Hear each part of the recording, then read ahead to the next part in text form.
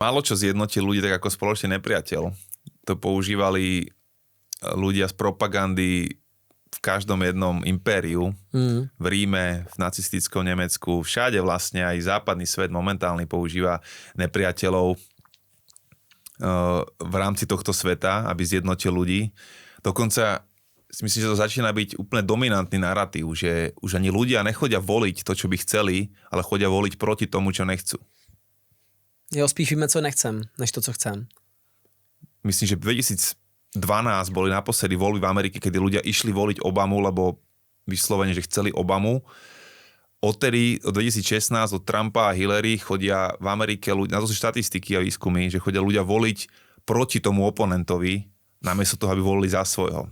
Chodia voliť to, aby nedosiahol Trump svoju funkciu, alebo aby nebola Hillary vo funkcii, aby nebol Joe Biden, aby nebol Trump.